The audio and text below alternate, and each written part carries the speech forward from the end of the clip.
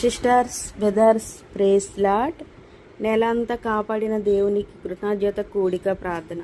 ప్రభువా, ఈ నెల చివరి రోజును నీ ముందుకు తీసుకుని వస్తున్నాను. ఈ నెలలో నన్ను కాపాడినందుకు, నడిపించినందుకు, ఆశీర్వదించినందుకు మీకు కృతజ్ఞతలు చెబుతున్నాను. నిన్ను ఆశ్రయించిన వారిని నువ్వు విడిచిపెట్టవు అనే వాగ్దానాన్ని నిలబెట్టుకున్నావు.